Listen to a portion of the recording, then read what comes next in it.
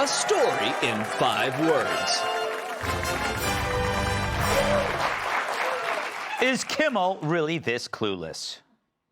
Republicans know the difference between right and wrong in general. Like, they know what they're doing. Something is, I don't know. But the left, I find in general, the party that is about inclusivity is incredibly elitist. But it's not. Me. It's not the party. It's not the majority. It's the loud voices that scare people from saying what they believe and make you think twice about a joke or whatever, these things. And, a lot of their points are valid, but a lot of them are also just repulsive. And I mean, they repel people from, they go like, oh, you're no fun. I don't want to be around you. So, Jeff, this is amazing in this lack of self-awareness that he was the loudest voice. Yeah. In all of this. What could he be talking about? It's so smug. I've noticed this formula, and it's in comedy all the time. Mark Maron just did it in his recent special. Yes, I saw that. And I think Andy Haynes did it first, which is he's a good stand-up comedian, but a very lefty guy. And now you hear Jimmy Kimmel doing it. It's like, well, we're not wrong. We're just so annoyingly right that we're pushing people into conservatism. And it's like, so you're still being smug and acting like, well, no, we're just so good. And we're so inclusive that can be a little jarring, and it's pushing people. No, I got news for you. It's annoying, you're right. Yeah. But also, you're just wrong. You're wrong. It's both. That's the problem. Michael, should we be grateful, though, that he's admitting this, even though he doesn't see himself as part of the problem? At least he actually admits there is a problem. I would also point out that both of these people wore blackface. Yeah. And had no consequences for it whatsoever. He sees the writing on the wall. He knows he's next. Sarah Silverman, had a popular career stand-up for a while. If Jimmy Kimmel thinks he's going to transition to doing podcasts, he's got another thing coming, because like him and Colbert and all these others, without the network behind them, they're DOA specifically because they're such repulsive, uncharismatic personalities. It's very hard to listen to them and think, you know what, this person thinks like I do, even if I'm a leftist. It's not. There's no empathy or sympathy to be had from their mouths. Yeah, Kat, I want to play this other little clip from this podcast where he's talking about fleeing the country. Yeah. A lot of people I know are thinking about where they can get citizenship and I stuff. do have Italian. I did get Italian citizenship. You do? I do. Oh, that's amazing. Yeah, I do have that. And what's going on is as bad as you thought it was going to be. Way worse. So, Kat, he says that people are just saying extreme opinions. Fleeing the country is an extreme opinion. Yes, I would say so. And also just the way they're still doing it, even when they're talking about how they shouldn't do it. I'd say more so him than Sarah Silverman.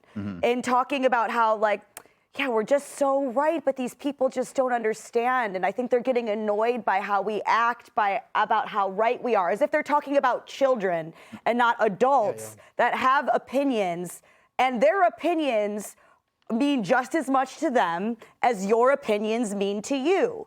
And they're still not understanding that. They're still having, I think, less so, because I think in the past, Sarah Silverman has done other interviews where she said things like, progressives need to allow for progress, talking about forgiveness and that kind of a thing.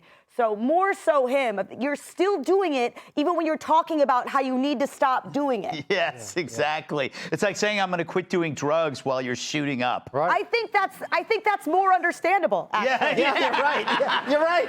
Yes. I think that if you politicians who most of are strangers to you and are playing politics have such a hold on you as like a late-stage heroin addiction, then you really got to take a look at yourself and maybe hug your family. Yes. What say you, Tyrus? I really think if they're going to continue to do a podcast, they need to bring their writers in. Ooh. Because that was brutal. Terrible. They're out of touch. It's like listening to two billionaires complaining about no one had change for their $100 bill at McDonald's. It's like, oh, I was so annoyed. All I had was a crisp 100. They had no change. I was like, what is this world coming to? That's why I'm moving to Italy, girl. I know, me too. Greg. It's just... Can I say something, Greg? Also, the whole moving away crap is so tired. Yeah. It's such a tired thing to be like, if so-and-so wins, I'm fleeing. It's like my 5-year-old niece like packing a little suitcase and being like, I'm running away. They never do. Whenever George Lopez, Barbara Streisand, Lady Gaga, Rob Reiner, Cher, Ellen and Portia, American Ferrera, Amy Schumer, Sharon Stone, Bryan Cranston, and I have 100, all threatened to leave the country if Donald Trump won. None of them did it. But that's why I salute Rosie O'Donnell. Yeah, get out. Also, wait, one more thing. Trump said, to be fair, I was only Rosie O'Donnell. Italy is being run right now by Meloni, whose party is a direct descendant of Mussolini's party. Right. So this idea that Italy is going to be your liberal alternative to America, you don't even know what you're talking about in that context. Exactly. No, it it gets just worse. has to go away. The funniest thing about this whole thing is they act like he got into the White House, and right as he got in, he's like, your list that you wrote for him for people to go get. It's like ICE, here they are, go round them up. No one gives a frog's fat ass what you're doing. Yeah. Because if they did, they would have stopped that podcast immediately. Yes. That's right. 100%. Hey, Sean Hannity here. Hey, click here to subscribe to Fox News YouTube page and catch our hottest interviews and most compelling analysis. You will not get it anywhere else.